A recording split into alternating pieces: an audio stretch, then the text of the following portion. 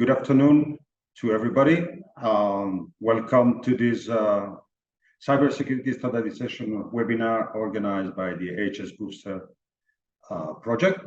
I'm very, very pleased to be your host and chair today in this session.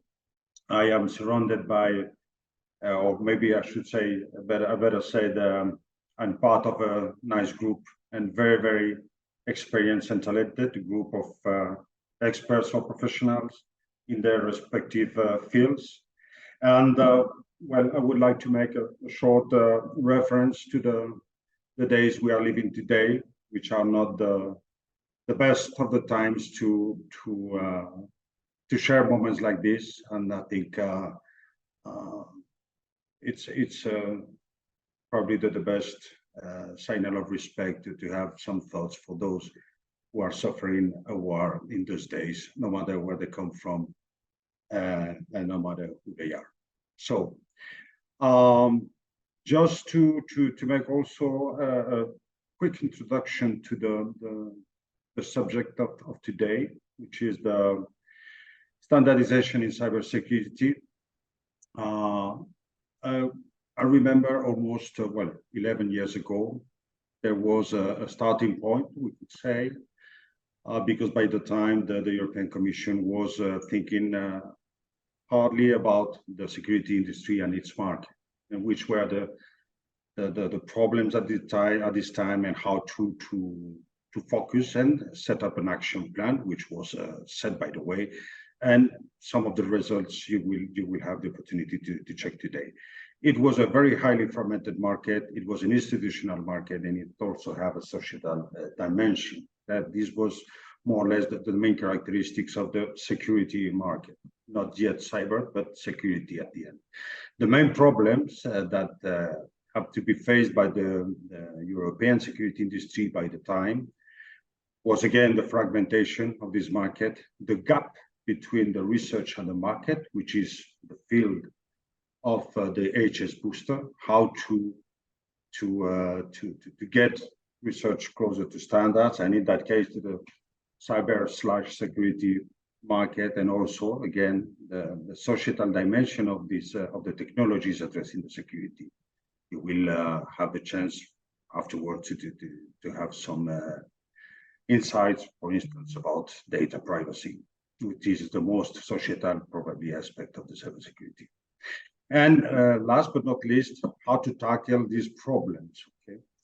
How to overcome this market fragmentation. And the solution that the Commission took by the time was to create EU-wide or international standards, much more standards that better address to these needs. Also, the harmonization of the European certification or the conformity assessment procedures for the technologies that should be employed in the security or cybersecurity field, and of course, a better exploitation of synergies between security and defense technologies. I'll just highlight this part, not the other two, because this is more or less the situation where we are here today, with many certification schemes, a lot of new standards, many things that you will discover with the participation of our invitees. And if we can go very quickly to two more slides. The first one, it's not about cybersecurity. It's an example I would like to share with you about the impact that standardization or effective standardization may bring to society, industry, and so on. It was about the days, the early 2000s, the dispute, or late 90s, the dispute between the American standards and the European standards for mobile phone business or for mobile communications. By this time, around 65% of subscriptions were GSM, respect or versus the American standards. That would be CDMA at the time. We're talking about a market of 6 billion mobile subscriptions. As you can see, Western Europe, Central and Eastern Europe have the highest penetration percentage. This is what the standard can provide. And this is, by the way, what the European industry provided to or supported to the creation of the standards, by the way, with GSM mainly, and positioned its industry, and in the end, a lot of other parallel benefits or collateral benefits, employment, new technologies, innovation, and so on and so forth. And by the way, in the field of cybersecurity, 5G will be almost a cornerstone of the next coming years.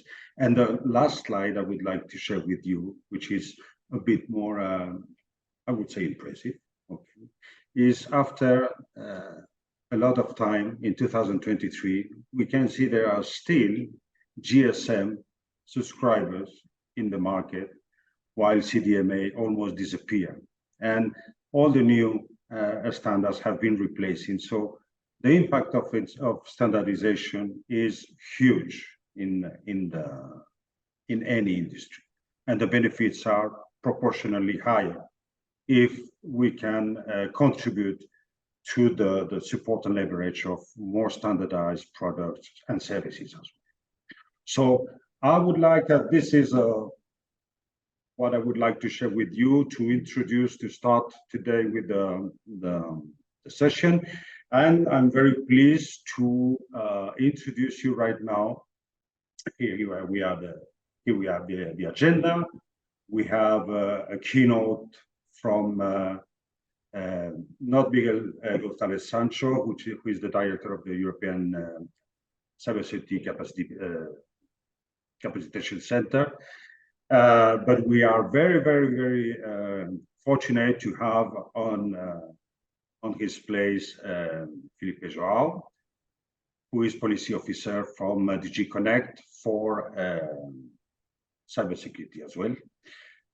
We will have also the participation of Walter Fanny from Sensenelec, my friend Hajvar Pandit from Dublin City University, to share with us a bit more about data privacy, for instance. Ms. Elżbieta Andrukiewicz, who is part of the GTC1 subcommittee, okay, and also participated strongly, and Elżbieta, with ENISA, I think up to last year. We will have also some project insight. These are the projects that have been experiencing, and yes, I suppose to get some benefit from the premium services or proactive services delivered by HSbooster, to support them in order to get closer to the standards and their experience with such services. So we have Jesus Luna from Medina project, a project oriented to cloud and artificial intelligence cybersecurity.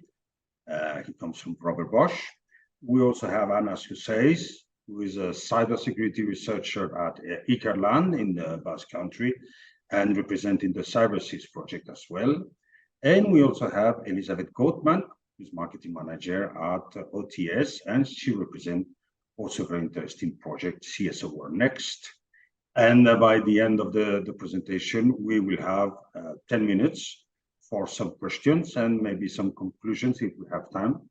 I hope we could have the time enough to end to close this session with some interesting conclusions.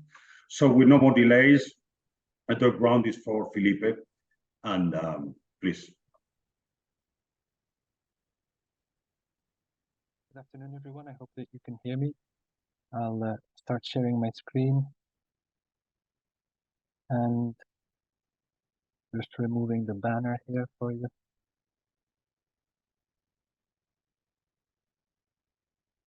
Okay. Let me know if there's any issues. If not, I'll be able to start. No, it's okay. Right. So this is our presentation here on standards for EU cybersecurity policy. I thought that it would be useful to give you a backdrop on the policy work and how it relates to the upcoming standardization needs. So in 2016, the communication on ICT standardization priorities for the digital single market identified as challenges, among others, the the increasing reliance on of the economy on digital technologies, along with the complexity across the value chain in many of the applications. In 2020, the EU Cybersecurity Strategy, and then in 2022, the Standardization Strategy, they both emphasize the need to foster broad multi-stakeholder participation and international cooperation in the area of standardization in support of the resilience of the EU digital single market, and also for reaping the benefits of the investments in standardization and certification. So work towards addressing these challenges is ongoing. It's part, we see this around us every day, I think. In my presentation, I want to give you the overview of the main cybersecurity policy milestones and objectives that will be guiding, at least from our perspective, what we'll see as the development of standards in the coming years. So the EU Cybersecurity Strategy for the digital decade aims to ensure a global and open internet with strong guardrails to address the risks to the security and fundamental rights and freedoms of the people in Europe. It contains concrete proposals for deploying three main instruments, that's regulatory, investment, and policy instruments. And it also states that cybersecurity must be integrated into all digital investments, particularly in key technologies like artificial intelligence, encryption, and quantum computing, using incentives, obligations, and benchmarks. So this sets the scene for us. In the next slide, we have the NIS directive, or actually now the revised NIS directive from last year, which we call the NIS2. I see actually I still have the banner, so let me try to. That's perhaps a bit better. So the NIS2 directive, it lays down measures that aim to achieve a high common level of security across the EU. With that main objective, it mandates cybersecurity risk management measures and reporting obligations for entities operating in critical and highly critical sectors, including measures for supply chain security. The directive also provides for closer cooperation and capacity building among the member states and relevant entities. So this NIS2 can also have an impact on standardization work. In order to promote a convergent implementation of cybersecurity risk management measures across the EU, member states should encourage the use of European or international standards and technical specifications relevant to the security of network and information systems without imposing or discriminating in favor of the use of a particular type of technology. The next slide, let's try that. Next slide, we see the EU Cybersecurity Act of 2019. This regulation established the European Cybersecurity Certification Framework, which provides a mechanism to establish the European cybersecurity certification schemes and the test that the ICT products, ICT services, and ICT processes that have been evaluated in conformance, in accordance with such schemes, that they comply with specified security requirements. This legislation also laid down the mandate provided to ENISA, the European Union Agency for Cybersecurity, to prepare candidate EU cybersecurity certification schemes upon request of the European Commission. So these EU candidate schemes, such as the EUCC, the EU Cloud Security Scheme in draft, and the EU 5G scheme, which is also in preparation, I think serve as a major example of the extensive body of standards that's already being used in conformity assessment and for certification to improve and to make transparent the effectiveness of the risk controls pertaining to the use of these ICT products, services, and processes. And then in this next slide, we have the Cyber Resilience Act. This is the file I work on most closely myself. In September 2022, the European Commission presented a proposal for the Cyber Resilience Act, aiming at establishing common essential security requirements for products with digital elements. The Cyber Resilience Act aims to rebalance the responsibility towards manufacturers who must ensure conformity with the security requirements of products with digital elements that are made available on the EU market. The Cyber Resilience Act will benefit business users and consumers by enhancing the transparency of the security properties and promoting trust in products with digital elements, as well as by ensuring better protection of privacy and data protection. SMEs will also benefit from these horizontal requirements and a level playing field between businesses of all sizes. Most SMEs, in fact, are the most vulnerable regarding cybersecurity incidents, and so we expect that they will significantly benefit from the impacts of this legislation. In terms of standards, again, we can see an important role. The Cyber Resilience Act relies on harmonized standards to support the implementation of its essential cybersecurity requirements. And these requirements are expected to set the baseline of what European citizens can expect from digital products, processes, and services that they use daily. So when preparing the harmonized standards that will eventually support the legislation, European standards organizations are expected to build as much as possible on existing national, European, or international standards. There are a lot of standards out there, including a lot of work done recently in Europe for the Radio Equipment Directive. We want to build on that to create harmonized coverage based on industry best practices. The next step following the adoption of the Cyber Resilience Act proposal, the Commission will be preparing an official standardization request regarding standardization needs of the CRA, with consultations already started. So assessments and certification of ICT products, services, and processes helps consumers making informed decisions as a means of technological autonomy.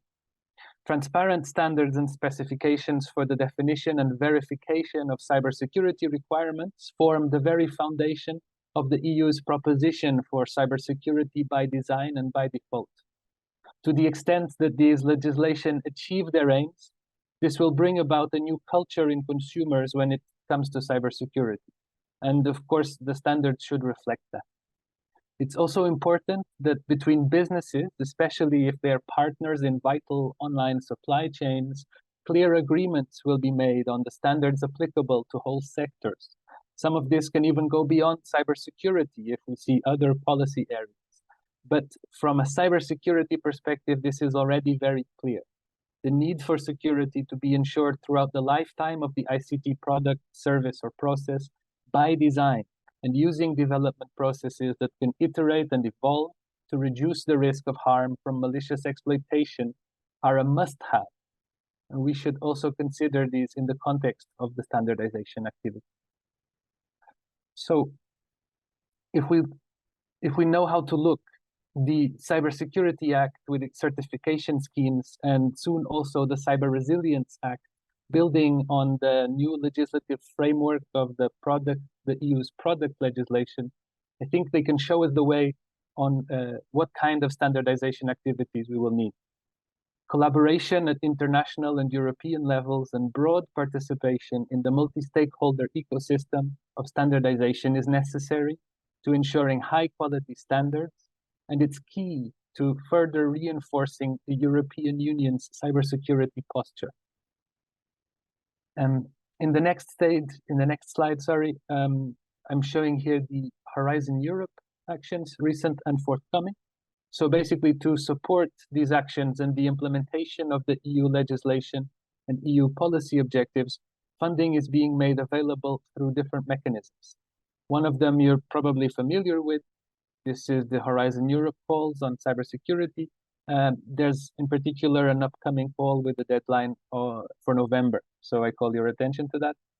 And in this next slide, we have actually the Digital Europe program. So this is the second mechanism to show, which I think is perhaps even more relevant in the context of this presentation.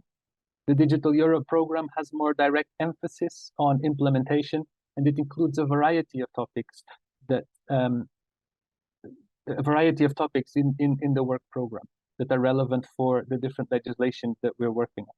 I want to highlight in particular the bottom corner. I hope you can see that in yellow. That's the latest calls that closed on the 26th of September, which had two topics of specific interest for this conversation: supporting EU legislation and supporting cybersecurity standardization work with the specific actions. So We will soon start to evaluate these proposals, the proposals that were received under these calls. But I want to say that we hope to have further calls coming up in the work programs of the next years. So we very much welcome your interest in these actions. And that's essentially what I wanted to present to you today. Thank you very much. Thank you very much, Felipe Jones Mourão. Thank you also for being so sharp with your time, even less than what you expected. So thank you very much. I think you have a lot of initiatives on your plate, a lot of actions. I think, I presume it's not easy to coordinate all those things. I think the Commission is doing a very, very strong effort. And I also have to, if you, with your permission, I was talking about before the starting point, synergies, conformity assessment, standardization, etc., etc. So it takes time, but I think it's pretty much on the way, and it's coming soon. Thank you, Felipe. Of course, any question for Felipe, please address it on the chat. I think there is already one, but if you agree, Felipe will stay with us, so we can join all together at the very end. It's also my pleasure to invite Mr. Walter Fabi from Sensenelect. He's in the GTC 13 Cybersecurity and Data Protection Committee. It's also part of the subcommittee, I understand, 27 IT security techniques. Welcome, Walter. The floor is yours. 8 minutes. Thank you very much, and thank you for the challenge. So let's share the screen. I hope that works. If there's any issues, please let me know. No. Was that an issue? No, it's okay. At the moment.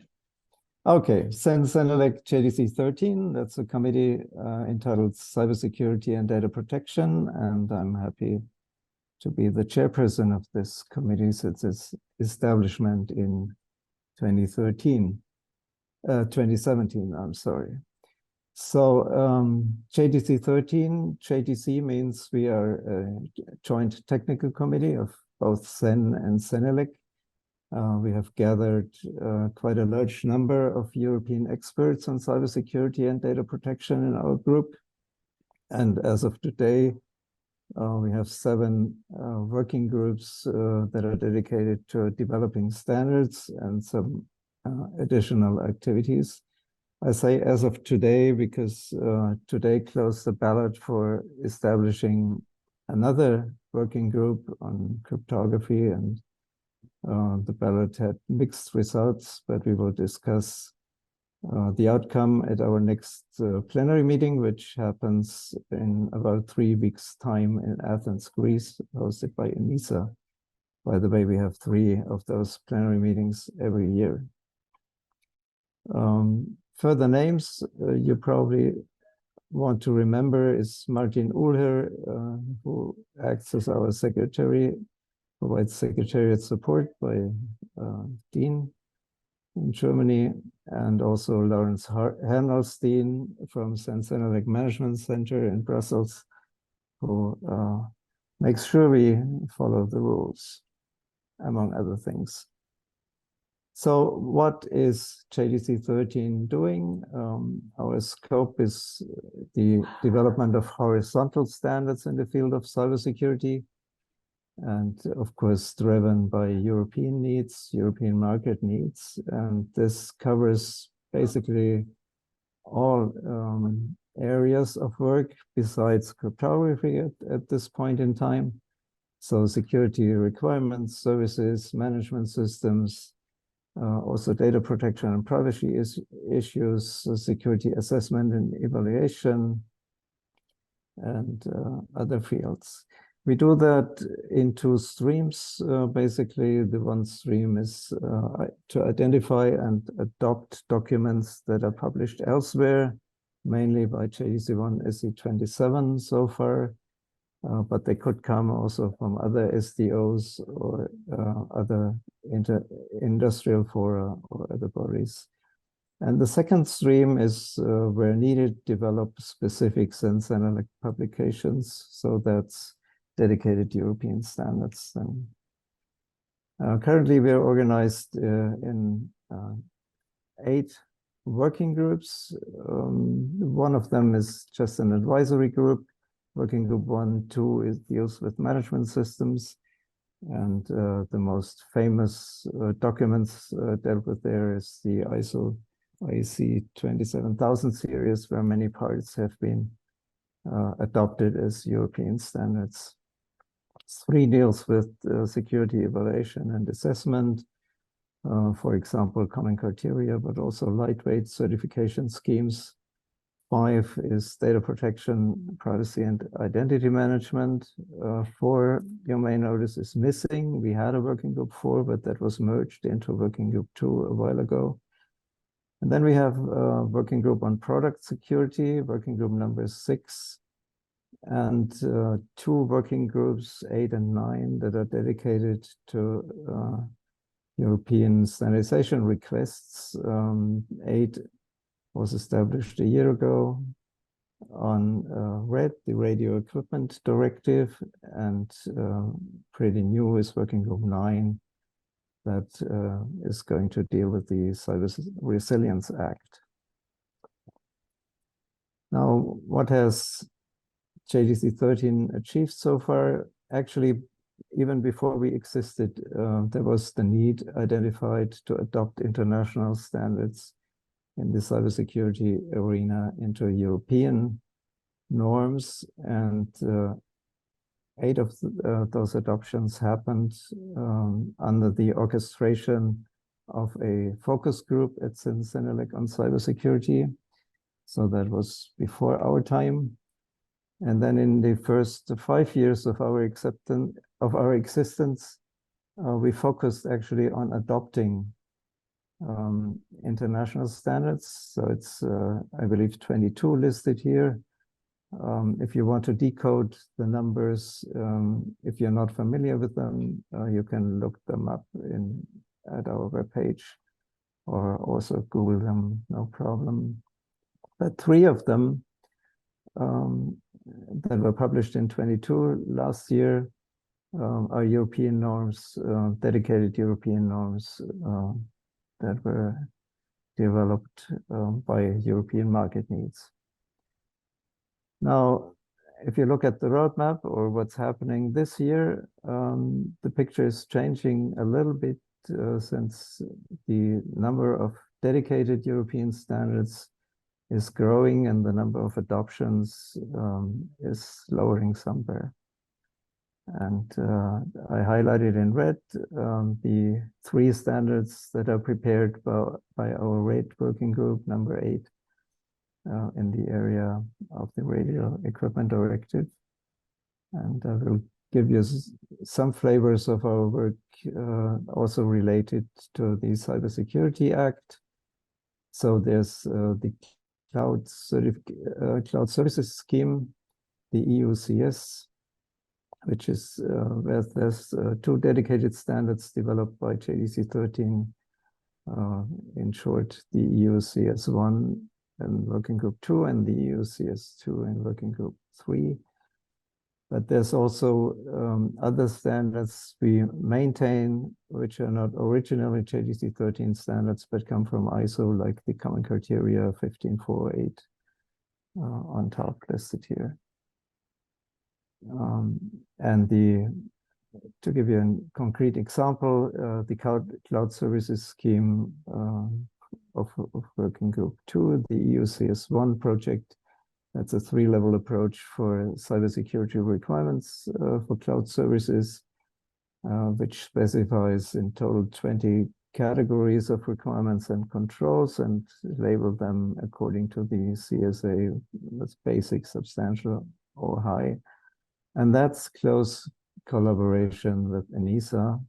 And we hope that this document will be published later this year. There's not too many months ahead, but I'm still optimistic. So the status is it's a technical specification under approval. 1 minute, Walter. Yes, my final Keep example. on going. Thank you Keep very on much. going. I will give you 2. My final example is the Special Working Group on RED, which was established in July last year to address the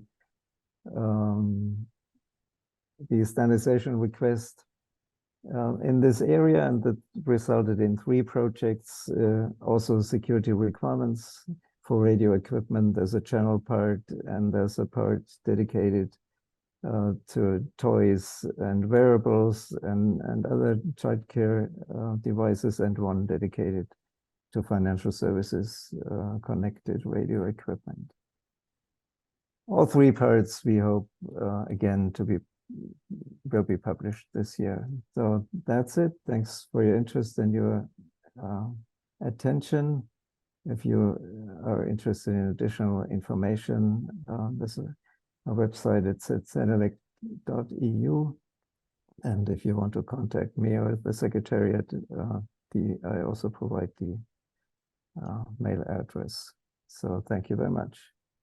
Thank you very much to you, Walter. You even from half of the 2 minutes, so thank you so much. As you can imagine, we are in the cybersecurity standards insights from standard experts panel. If you agree, I think there are a couple of questions that would be maybe interesting to make a short stop right now. And one comes out from Ms. Karina Nimara from Developers Alliance, and she's asking what will be the interplay between the standards supporting the CRA implementation and those for the Artificial Intelligence Act. It's a question to me. Or to you or to Felipe, but I think that you are closer to this one.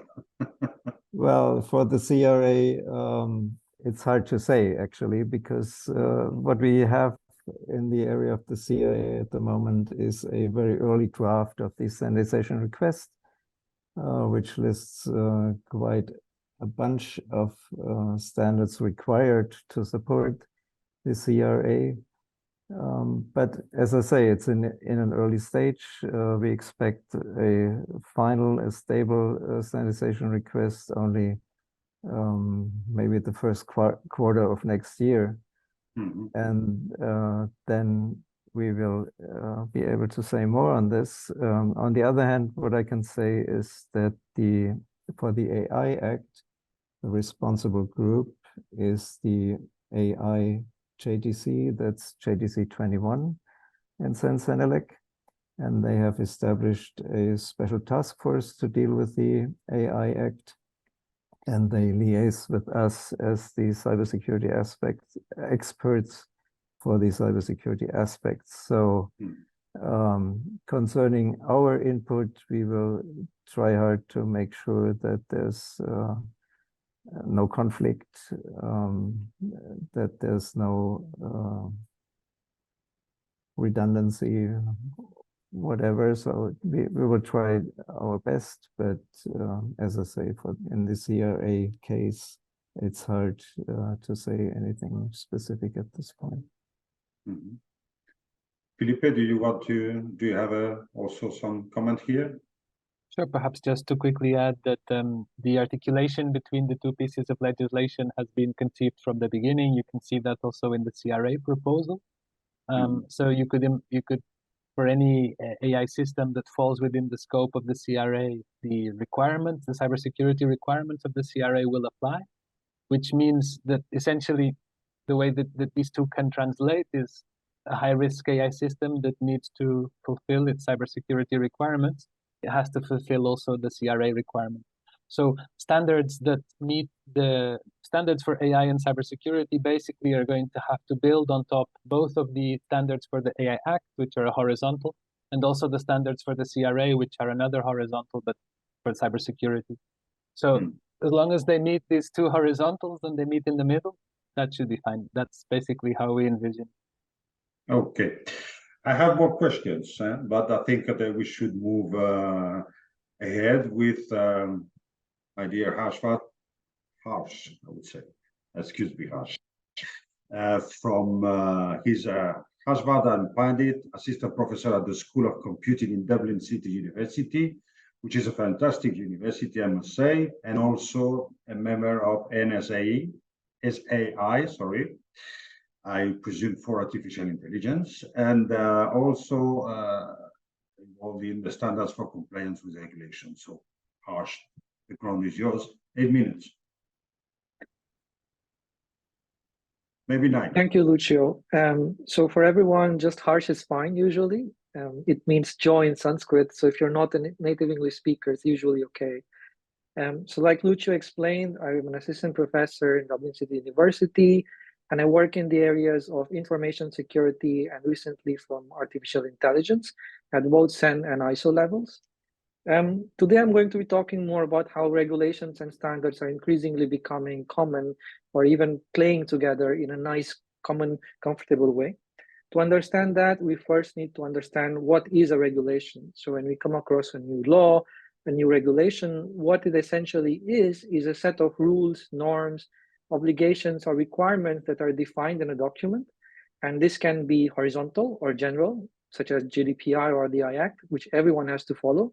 Or they can be specific or vertical. That means if you are only doing a particular type of work or operating within a particular sector, the regulation applies only to you. From a legal point of view, there is a difference between compliance and conformance. So compliance means that you take these requirements, obligations, and you satisfy them.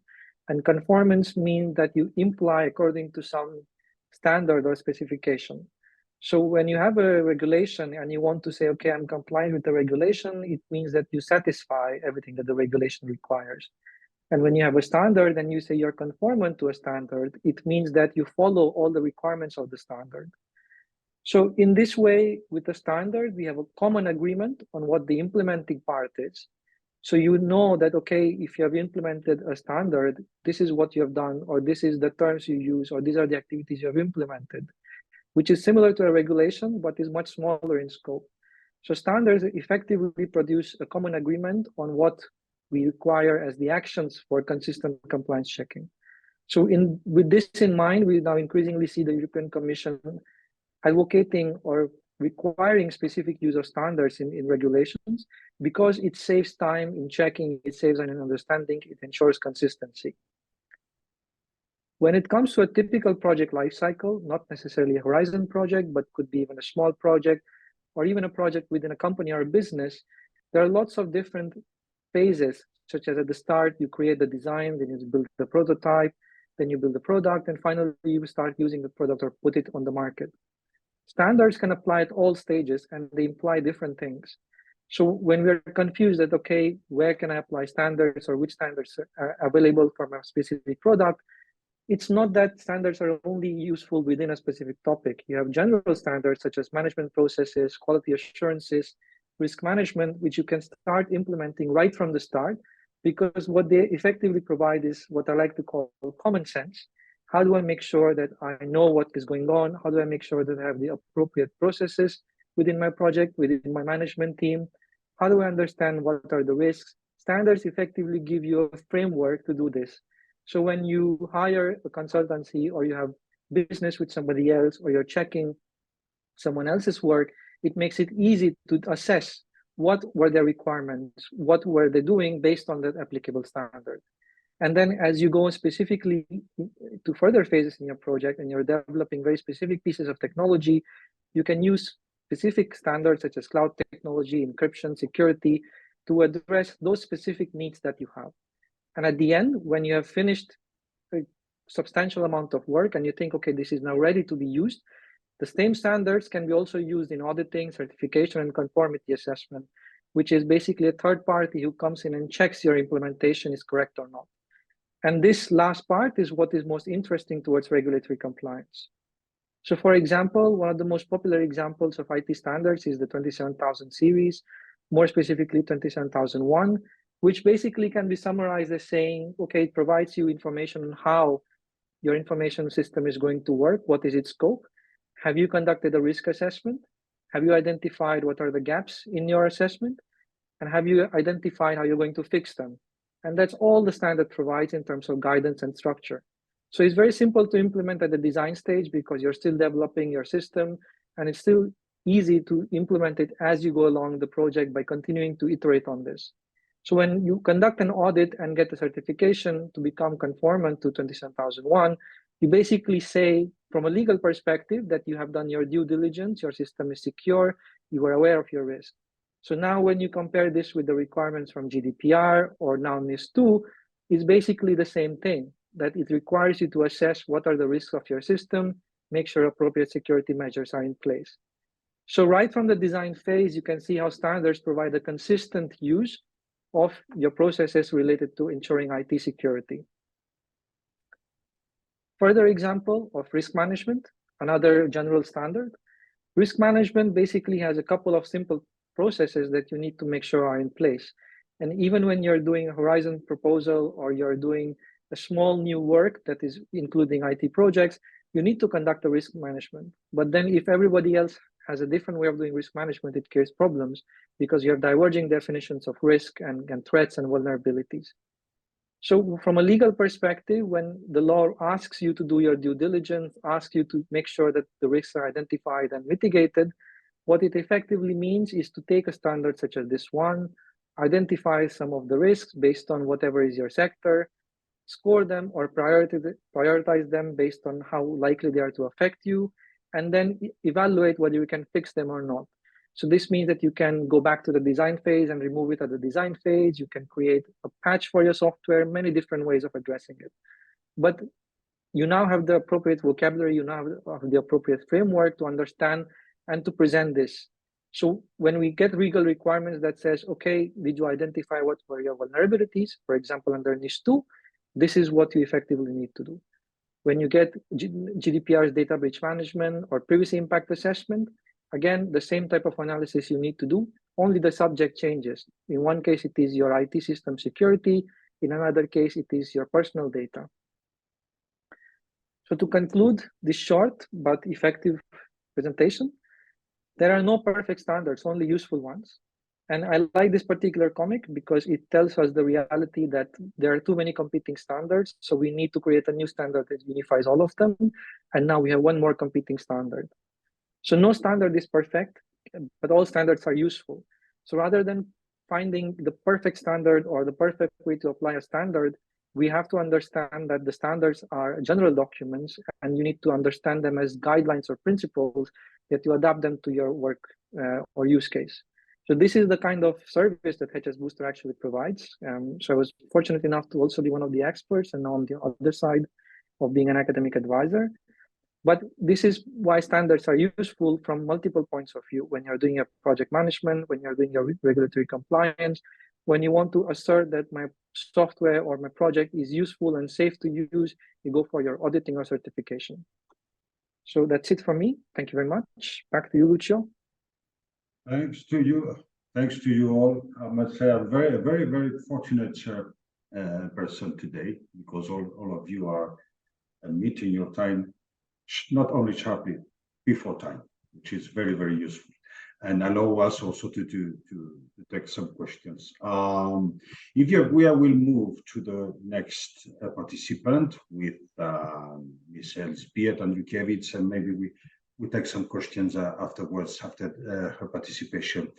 Ms. Elżbieta Andriukiewicz is a standardization expert of the ISO IEC JTC1 subcommittee C27 for information techniques. I might say that you are very well known, Walter and yourself, and she also participated with ENISA very strongly in the recent times. So Elisa, please, the ground is yours, sorry. And I would kindly ask you to follow the path of your predecessors. Thank you. Thank you very much, Lucio. And thank you very much for the invitation. I don't know whether this is still going on, but I believe not yet. So let me just start my presentation, and thank you very much for the very high overview of standardization work at the European level in the area of cybersecurity made and presented by Walter. I just would like to thank you for this. And my objective here is to present you some examples of our work, which in support of the Cybersecurity Act. I don't know whether everything is okay. Can you see my screen? Okay, so Indeed. Thank you again.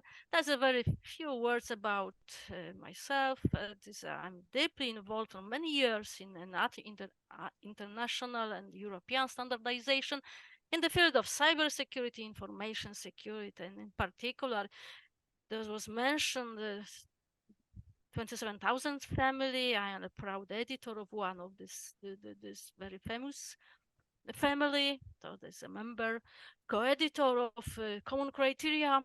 In fact, as you know, probably the name and this ISO equivalent and also European standard just mentioned by Walter. I'm co-editor of also mentioned 17640 fixed time cybersecurity evaluation methodology and editor of a very nice guidance mentioned by Walter.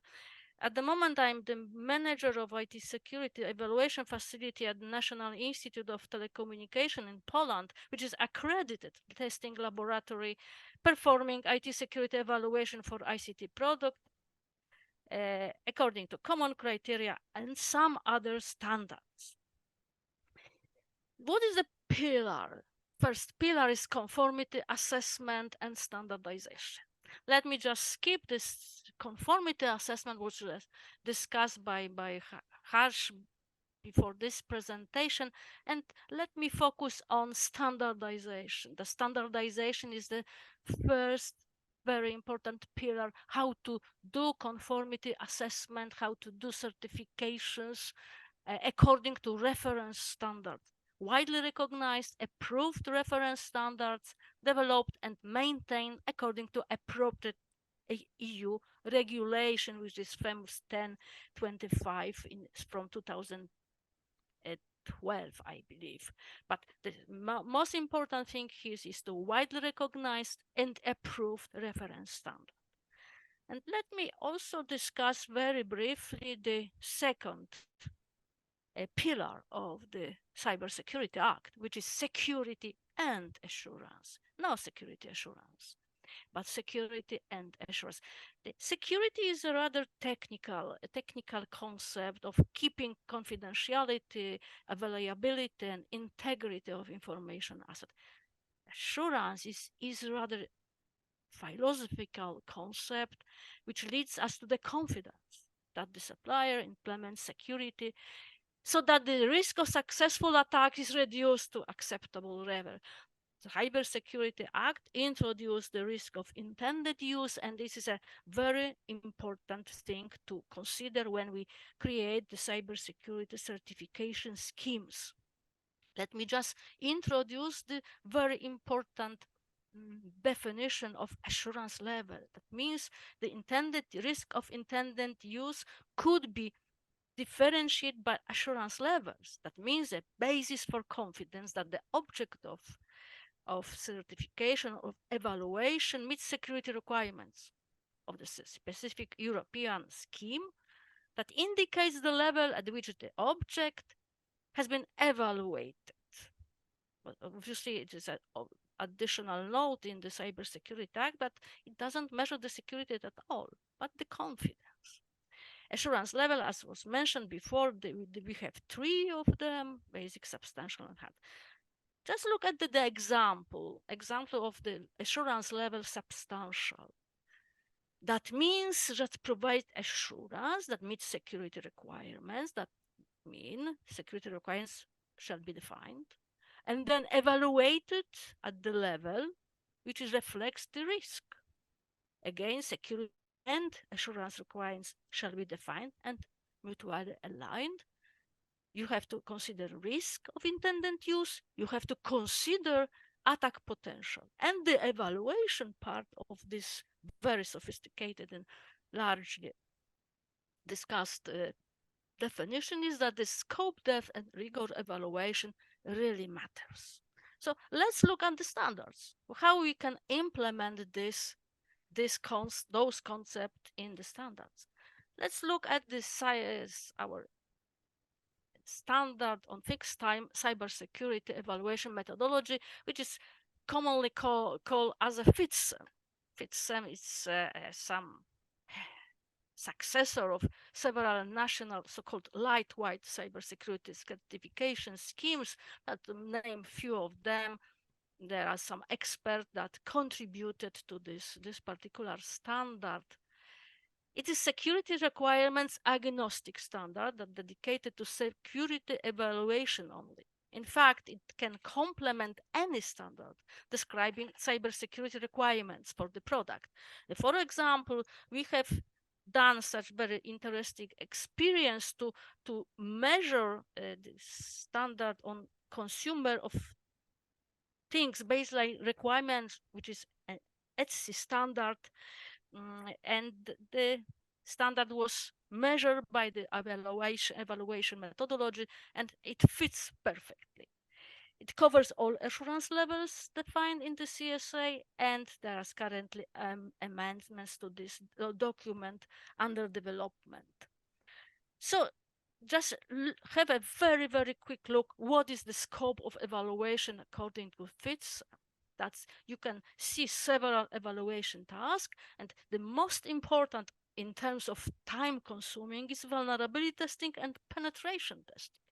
In fact, the rigor for evaluation tells us that all evaluation according to FITSEM should fit no more than 26 days, working days as a whole. So that means FITSEM, and that could provide you cost-effective and rather quick evaluation. There have several pilots, including the pilot in Germany for the 5G equipment, including other pilots. In fact, in my laboratory, there is one pilot that for ORAN equipment, but still it's ahead of some certification schemes that could be set up in the future. Evaluation tasks is a very structured approach to the content of the evaluation. So every evaluation task have the same part of content. A new project was also mentioned by Walter as is in fact as a project with the number, to my big satisfaction. There is a number currently. Anyway, this is the project we could describe the very nice collaboration with ENISA. It is based on the ENISA document published in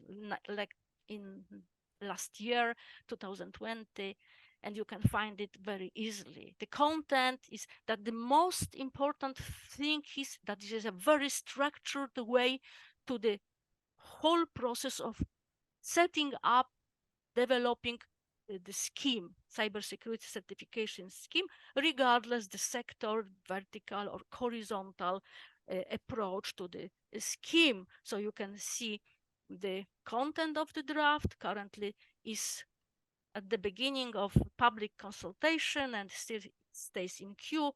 And I believe that this number just announced by Walter 18037, I haven't know it, but I really happy to learn that something is still going on that could be probably published and the subject of public consultation soon, very soon.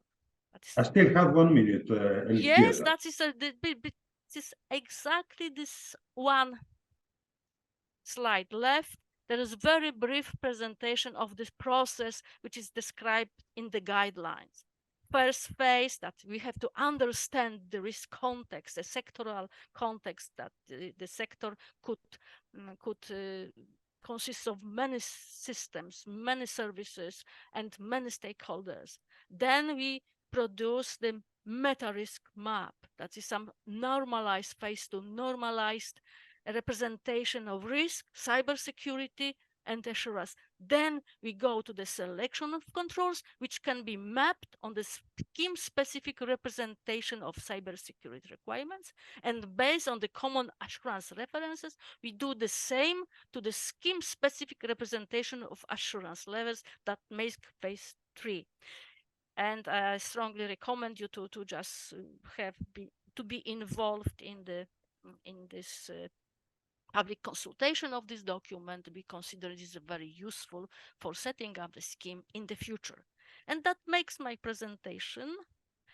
And this conclusion that is maybe those thanks should go to many people, including the chair, Walter, to you, and also to just this some examples how we can develop standards to fulfill requirements from the regulations. Thank you again. Thank you very much, Elżbieta. Indeed, a very, very, very interesting panel with the full landscape provided by Walter, which is huge. And I don't know how you managed 200 experts in 8 working groups, but congratulations, because it has to be something. Also to Harshvardhan for giving us a very, very, very useful insight about what standards are about, what they should consider, what some clarity of concepts, because it's not always clear. A lot of communication has to be, let's say, improved. And also to Elżbieta, because she provided, I might say, a bit more of insights, because there are many things under the umbrella of the cybersecurity which are unknown. As a laboratory, I share with you a lot of, let's say, feelings. And as a certification body, I also share a lot of feelings with others. Okay, but in the end, so a lot of these ISO we have to comply with and to ensure that we're meeting and fulfilling the requirements year by year. So thank you very much. This has been a very, very interesting panel, even for me. I might say, maybe I can give you some, not idea, but some feeling, okay? I would like to just to go very quickly to one question that has been, thank you very much, Walter, answered through the panel about when the standard developed for RED directive will be published. And Walter announced that the equity ballots for the 3 have started. The Senelec closing date for the ballots is 16 November. If everything goes well, the 8-week final vote will start in February 2024. So definitive text should be available mid-2024, hopefully, and looking forward to seeing this directive as well, and all the materials. I have a pending question very quickly, potentially for Felipe, about our open source concerns with the Cyber Resilience Act, mainly or especially addressed to the Article 10 of the CRA.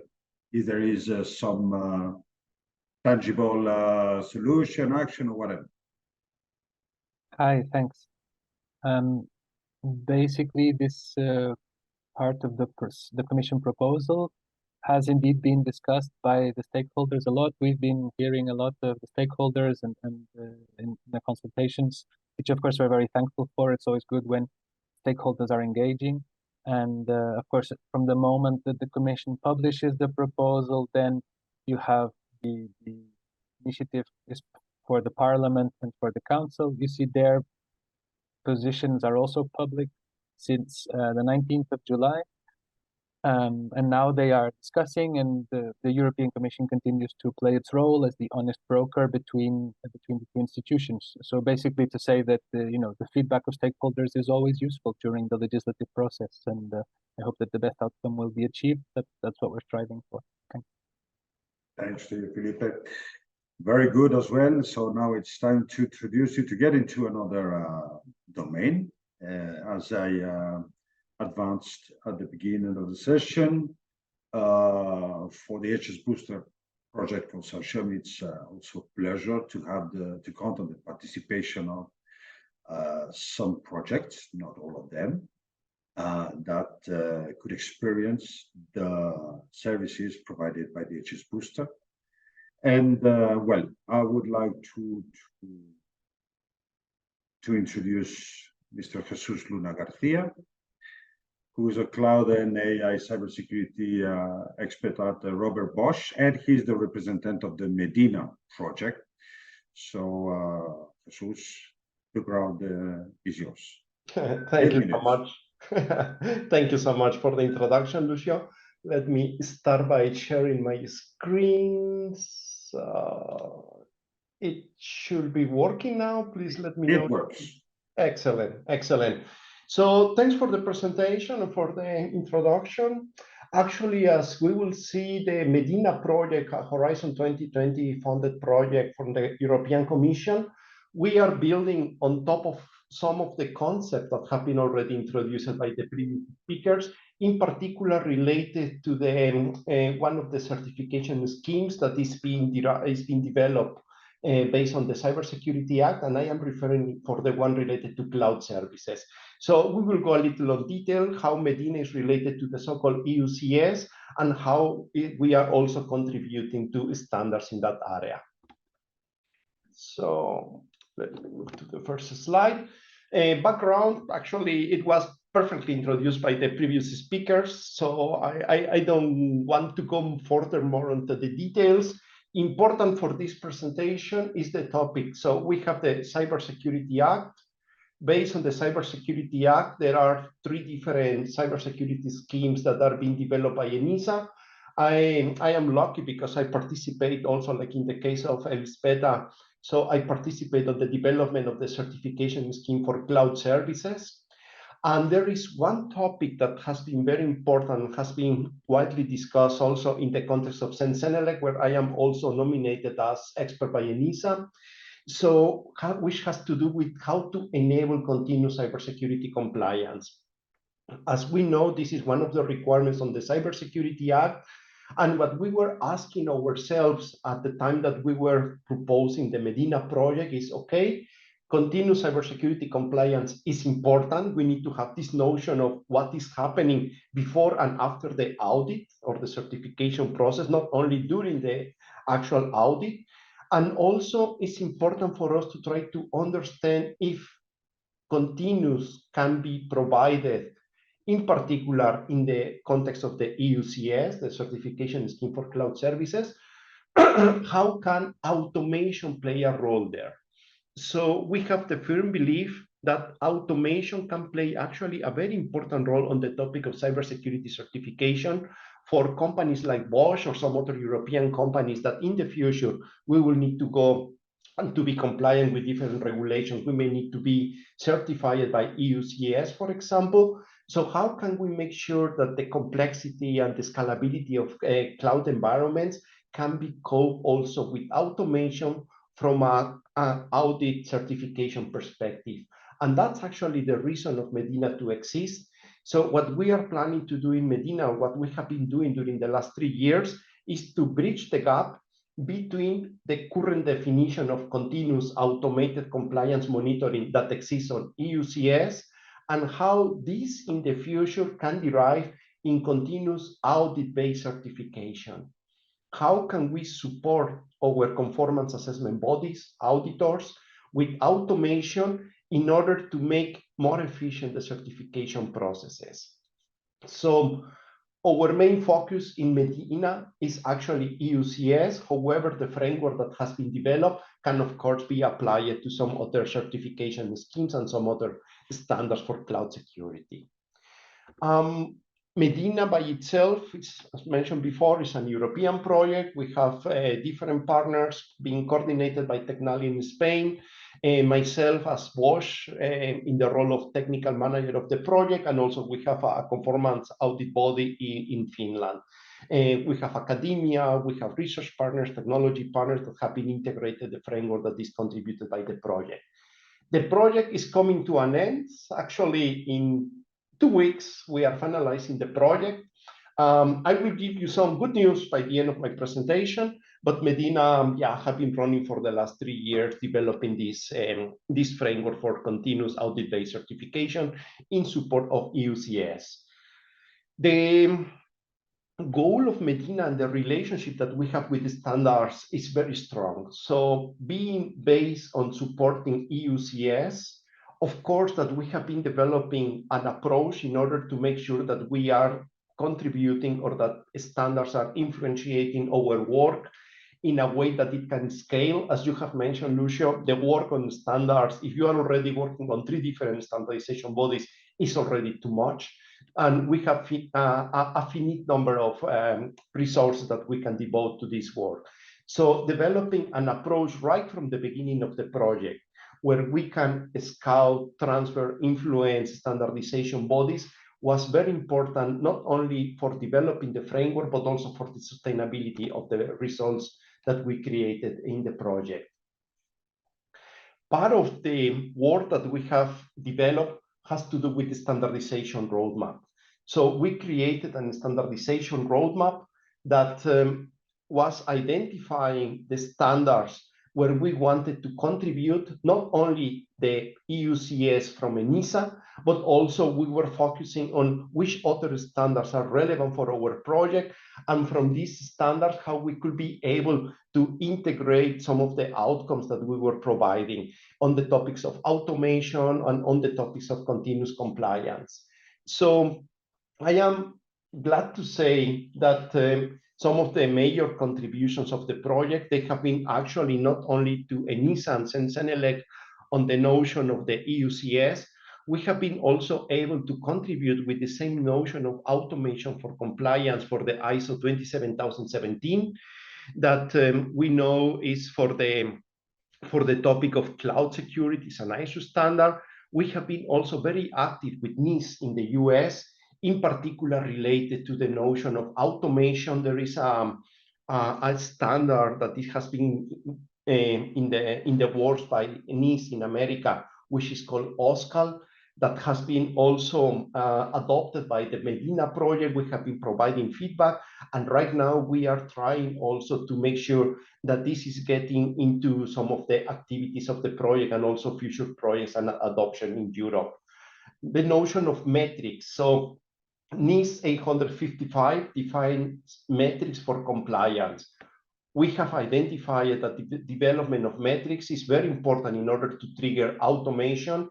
And also one additional topic in our project has been to identify and to contribute with metrics to compliance associated to EUCS. So these are just some of the examples where we have been working during the period that we have been in Medina. So I will leave you there with some further reading about our deliverables. As I have mentioned to you, the Medina project is coming to an end, but the good news is that the project finishes on the 31st of October, and on the 1st of November, so the day after, we are kicking off, so to say, a spin-off from Medina. It's a Horizon Cloud project that is called Cobalt. And Cobalt is going to be focused on supporting not only EUCS, but supporting the AI Act. So our goal will be the certification, cybersecurity certification of AI systems, where we are going to introduce again the notion of automation, and we have already started establishing collaborations with CENELEC, as mentioned before by Walter, and also with ENISA in the new groups that are being performing this feasibility analysis for the certification of AI systems. So hopefully much more to come, much more to report in the following years. So that's it from my side, Lucio. Hopefully I am still well on time. Oh, I think you're muted, Lucio. Thank you very much. As I was saying that 5 irrelevant seconds over the time, so we will forget about that. Thank you very much, Jesus. Congratulations for Medina. Welcome, Cobalt, and hopefully this will follow the path of Medina. This is a quite interesting field. Cloud services are not being easy to, at least under the perspective of the Cybersecurity Act. I'm aware about that in some extent, and there are a lot of feelings, concern, but it's coming to an end. It's getting to the right path, and hopefully we will see it very soon. Next participant is give me 1 second and just finding the agenda.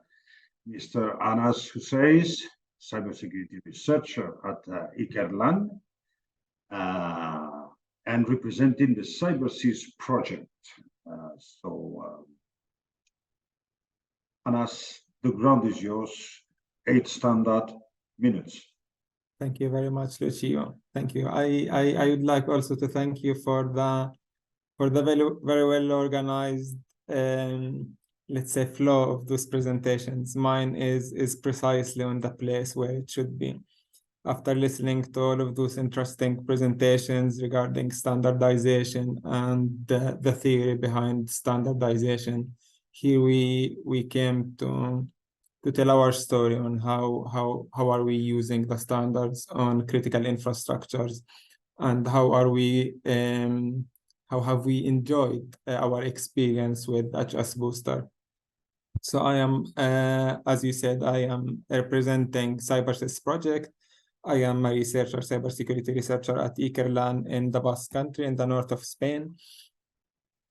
And a few seconds about this project. CyberSys is probably one of the biggest projects in cybersecurity and critical infrastructures in the last 2-3 years. It involves 26 organizations, 10 supporting organizations.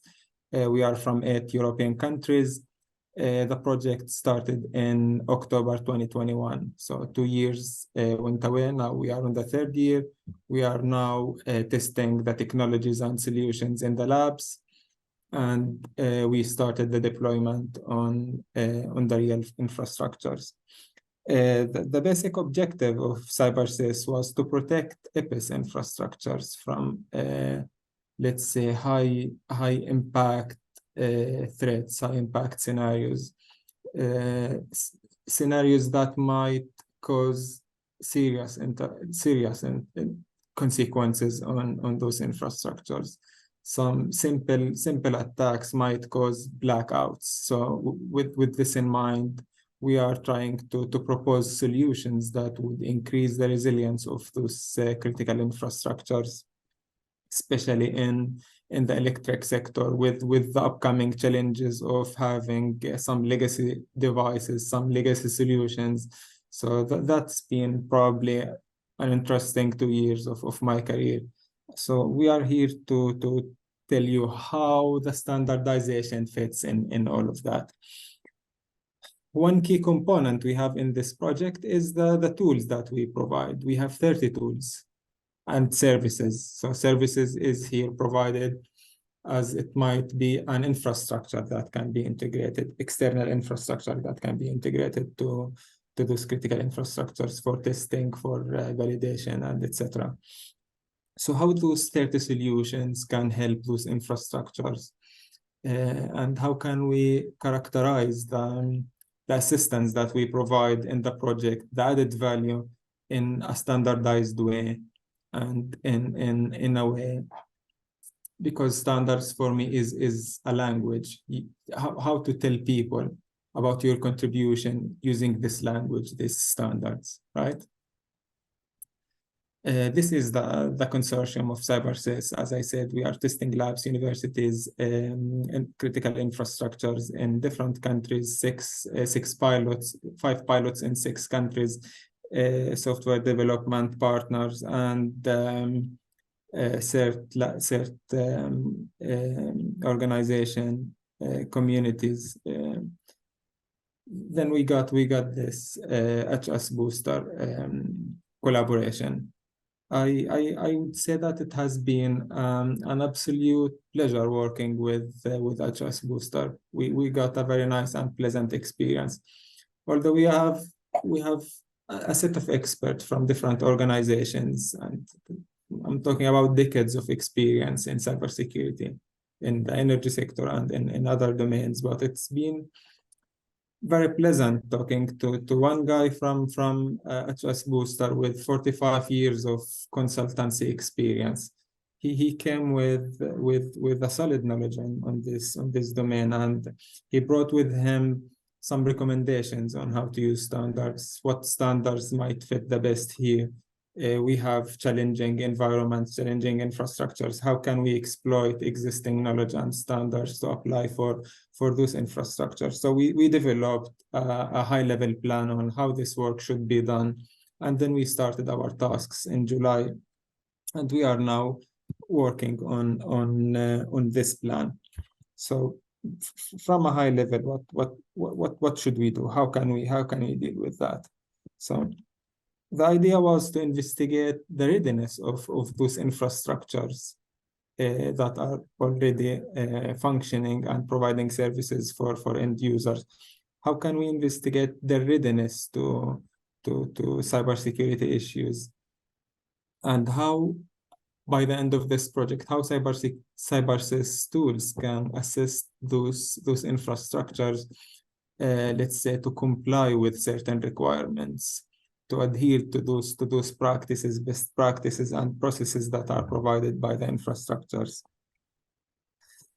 And there was a very interesting discussion with the expert, and that was, should we pursue certificate for the infrastructures and showcase how the tools are assisting the cybersecurity goals of those organizations, or should we pursue individual certificates for the tools that we are developing? And the final conclusion was, no, let's focus on the infrastructures for two reasons. Number one is those standards that focus on the OT environment and the similar environments are designed to a high level approaches on how infrastructures can comply with complex security requirements and processes, right? So that it made more sense to follow the direction of the infrastructure. On the other hand, when you look at the infrastructure, then you are applying a holistic approach. You are not looking into one security issue. You are looking at the holistic view, and then you identify some gaps, some strengths of your infrastructures, right? So then we started talking to the infrastructures, gathering information. It's difficult to talk with those organizations. Not to talk, it's difficult to get information from those organizations, which is a good practice. They should not disclose information.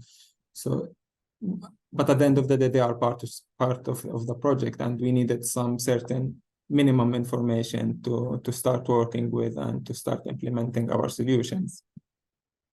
We gathered enough information. We checked the tools. We described our tools in a very comprehensive way. And then we checked how those solutions can assess those infrastructures in a very basic way. And then by the end of this task, it's an ongoing task, which will end in June 2024. At the end, we will be able to provide some guidance and recommendations for similar organizations to apply the same approach to their organizations and to their cybersecurity strategy. We choose one example of the standards that we are following is the famous industrial cybersecurity standard 62443. It is it's a family of standards, family of documents, and what we focused on is the last one, the component level, 62443-4-1 and -4-2. The first one focuses more on cybersecurity practices and processes, and second one focuses on the foundational requirements. So we did a sort of comprehensive analysis. We have 30 tools. How can we analyze them using this example of the standards? So we said, okay, describe the tools, see what practices and processes they comply with. This is the higher part, tool practice mapping. And then on the other hand, check what foundational requirements those tools cover, and then sum everything up, and get your results. And in 1 minute, Anas. yeah, Sorry. I'll finish. No worries. 1 minute is more than enough.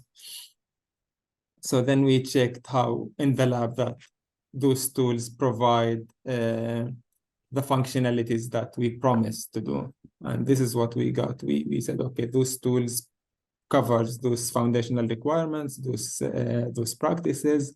And then we were able to identify what processes and what practices are not covered by those tools, which are a few. If someone knows the precise details of those requirements and practices, there are long lists of processes, of ours. So we were able to cover most of them with those little exceptions. For example, CR 1.13, the process SG5 documentation review. And that was all from my side. Thank you for listening. And if there are any questions, I'd be more than happy to answer. Thank you very much, Anas. If you don't mind, I will keep the questions for the very end. Indeed, very interesting. I am very also particularly interested in the 62443 domain. I will let you know later on. But anyway, let's move to our last but not least participant today. Give me 1 second. I'm just trying to recover my duties here. So we have also the pleasure to welcome Elizabeth Goodman. She's marketing manager at OTS, and she's also the representative of CS Aware Next project. Elizabeth, that's it.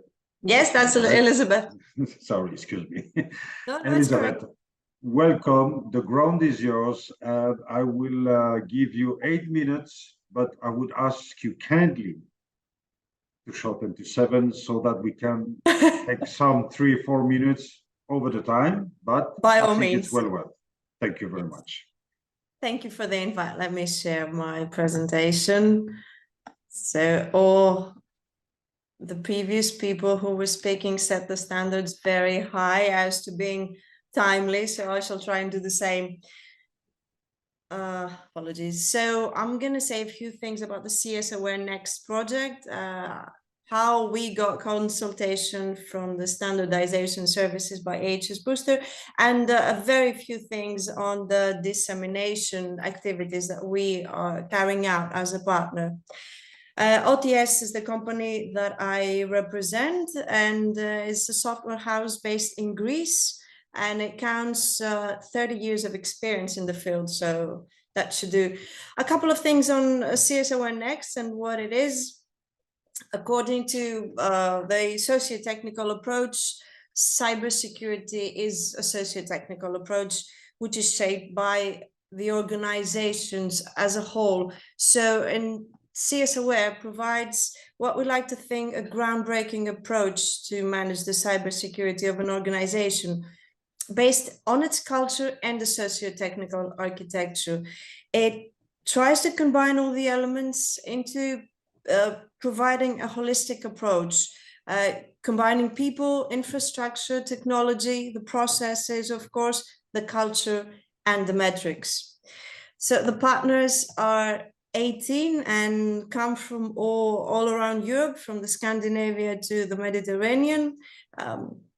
Technology companies, software houses, consulting companies, universities, municipalities, water management authorities. So a lot of know-how in this process and this project. How it all began, the CS Aware started as an Horizon 2020 Innovation Act back in 2017. The aim was to push the limits of cybersecurity because up until that moment, the focus was mainly on technical issues, and that left aside the human factor. So effectively, it was blocking all the potential skill development, which would make the cybersecurity less agile. And if anything, cybersecurity needs to be agile in order to address and tackle the constantly changing landscape of cyber threats. So the CS-aware platform was designed for dynamic cybersecurity management through awareness, through collaboration, and automation of cyber threat detection through a number of features, which I won't go into details right now. So we asked and we got this consultation services, dedicated consultation services from HSbooster. And if we had to put the results in a sentence, if in a nutshell, I would say that it set our expectations straight, because what it did was help us in finding the mechanisms on what would be the best way to discover a path towards standardization. The key findings, the potential topics for standardization in this project were 3: dynamic cybersecurity policy management, dynamic business continuity and disaster recovery management, and cybersecurity information sharing using the STIX OASIS protocol. However, it was identified that it was too early in the process for the 2 first findings, and we should mainly focus on the third in order to get tangible results, in order to get them within the project's runtime, which is massively important, and with the resources available. So we had guidance so that we would be able to follow through even when the funding was over, and not to assume that a standard would be approved within the 3 years of the project. And at this point, I would like to stress the importance of how this standardization would help us, my company, OTS, as a dissemination partner, because we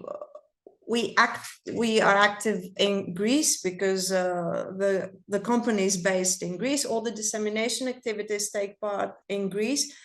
And we've had a number of challenges in this path.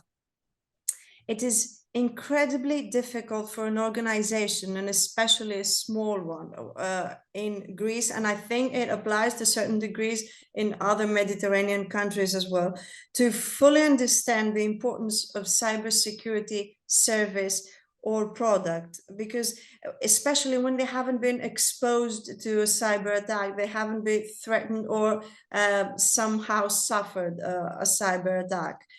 And this becomes even harder when the organization in question, whether it's a municipality, whether it's a legal entity, a water management authority, has never, doesn't have the funding.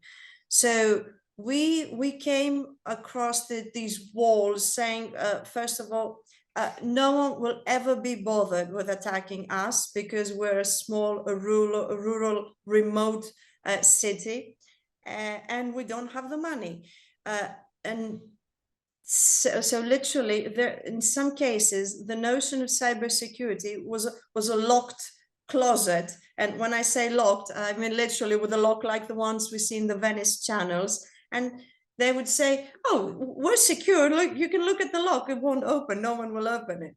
And there was this incident that shook all the Greek municipalities, at least a couple of years ago.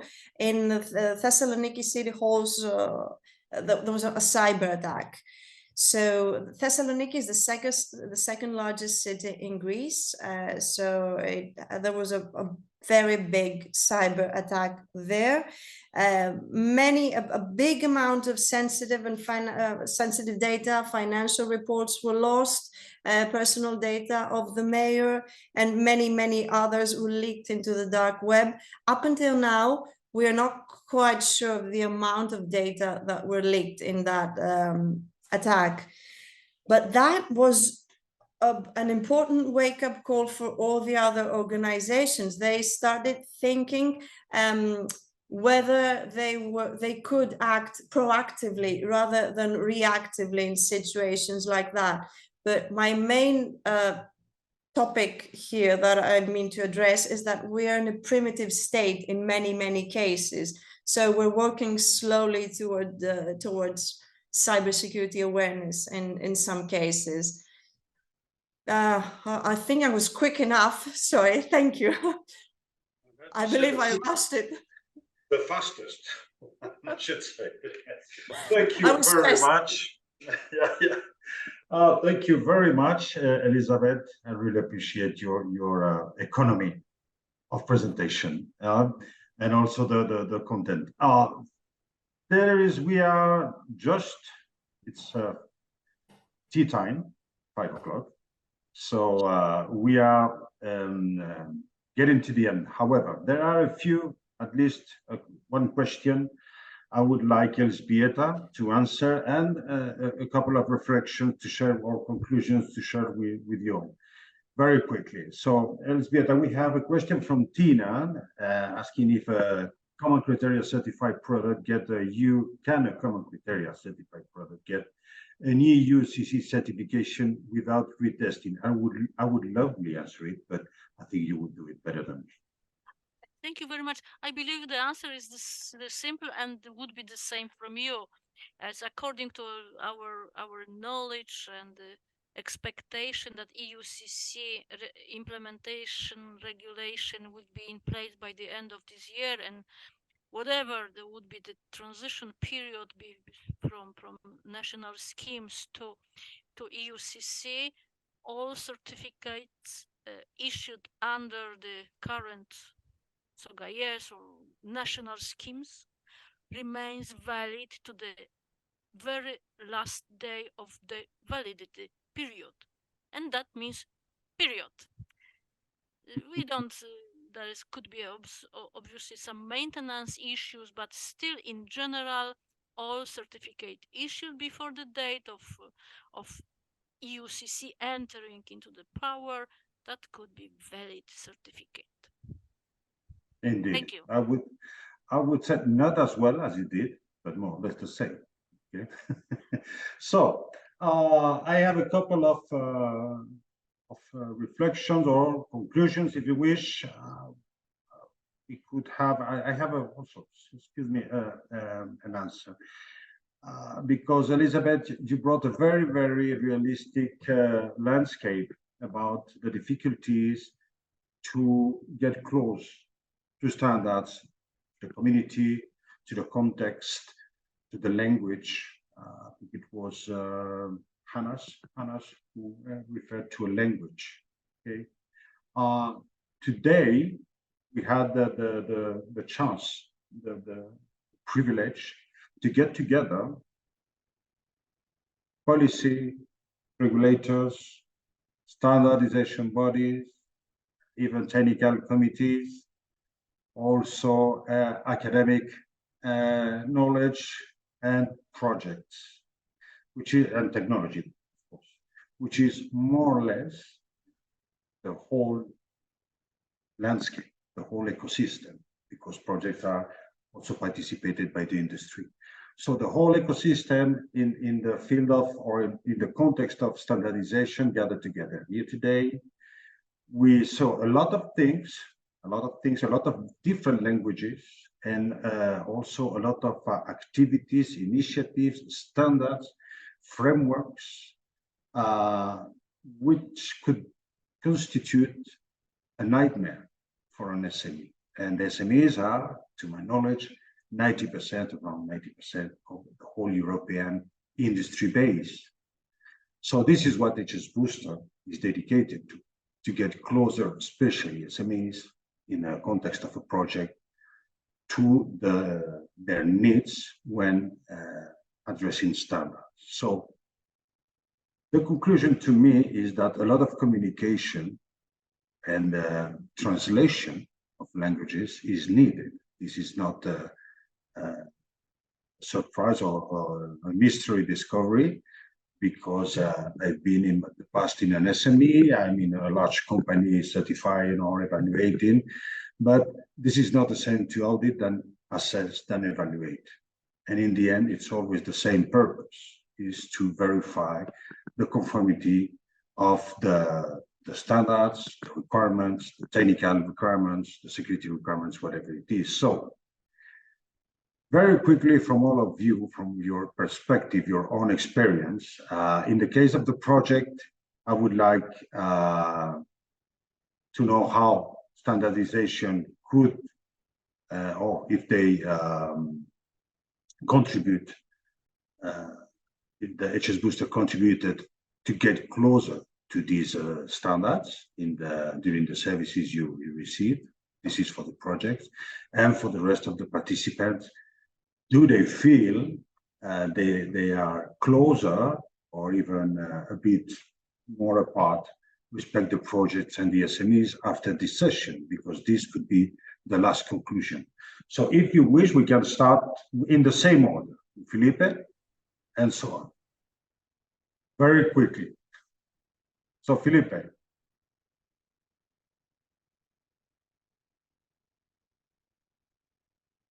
You're muted. If you wish, we can jump to Walter. Okay, no problem. Let's go to Harshvardhan. Yeah, thanks, Lucio. So, I mean, we got a lot of range of knowledge today. I think it's a lot to take in, but I think the key takeaway is to identify how standards can help, how standardization processes can help. It's not an easy task. It is an ongoing activity, and I was trying to present. You have to start right from the beginning, but it's never too late. So, with a view to the upcoming regulations in the EU, which are always a lot, I think it makes sense to look at cybersecurity as not just common practice or regulation, but a mix of what is considered as good practice in IT, what standards exist, and how does the regulation expect us to use them. Okay, Elzbieta. Okay, very, very quickly. That is standardization requires a lot of efforts from many stakeholders, and on the other hand, if you just think that something is over-regulated, that probably standards couldn't even help. So the first thing is to just get good balance between what is achievable, what is accepted by the market, and then obviously find, as just Harsh mentioned, find a good optimal way of adopting standards, not to just we have 14 standards and okay, that would be the one ring that rules all of them. So that is a really issue. We have a lot of standards, and that is a real issue indeed, how to choose those who are fit to our needs. That's all. Thank you. That's it. Jesus. Yeah, so I can just repeat what has been mentioned by the colleagues. So having early involvement with initiatives like HSbooster help to fine-tune the standardization strategy, because definitely it's a lot of work. And maybe in my wish list for future work, also to initiatives like HSbooster to help projects to have access to standards, because we know many are paywall, and we have seen that is something that is somehow limiting also innovation with some of the partners. Good. I should say Anas. Anas, yeah. Anas. My thoughts on this is that standards are being built by so many people with many years of experience, many decades of experience. We have Elzbieta here, an example of someone who dedicated decades on developing those standards. And it's very important to use those standards. They were not prepared to put in the shelf, no? We have to use them. And from a researcher point of view, it's not easy. And we really appreciate the help of us, HSbooster, to help us bridging this gap and to apply those standards into a practical framework. That's all. Elizabeth. I think I will agree with everyone who spoke before me. And just to say, my thinking of it is that standards are there to help us. So we shouldn't be thinking of them as burdens, or at least the process towards them is a burden, but rather as a process that's going to help us. Even getting there and how to put ourselves in that method is going to help us in order to acquire the standard. And from that point on, that standard is going to be an arrow with us to to do our job better. So yeah, this is how I understand it. Okay, just for the record, standards are needed even for laboratories and certification bodies. Without standards, we cannot perform our work properly with independency and with impartiality. So standards are needed from any perspective to ensure quality, to ensure security, whatever it is. It is very nice to say on our own that we're very good, but it's even much better if a third independent party can state that you are very good.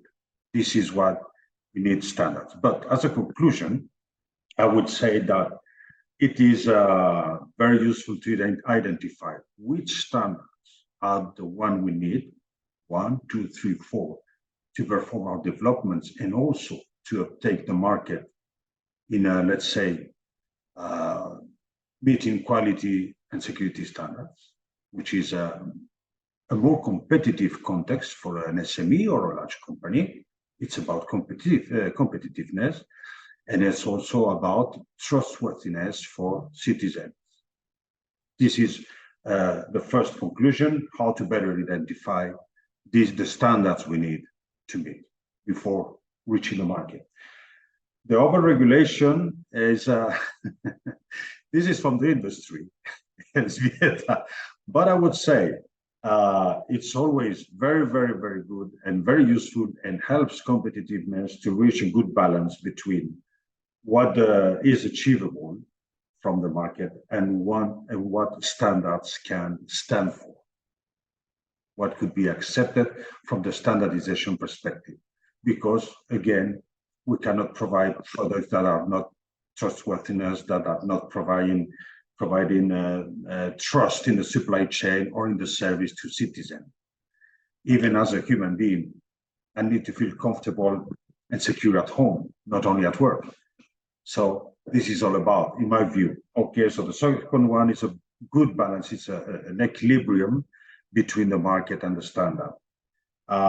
It is very old discussion as well. And last but not least, to provide a better access and need to SMEs to these standards. I would add to the comments of the 3 projects also a better knowledge, a better language understanding to support you in how to read, to understand, to interpret appropriately the standards. That would help, in my view, also to identify those you need. Okay. Thank you very much. If you have something to add, please do it now. Otherwise, be my friends forever. Really, thank you so much for this webinar. Hope to see you very soon, and have a very, very nice afternoon or evening. Thank you. Bye. Bye. Thank Bye. you. Lucio, Bye. bye. Thank you. Bye.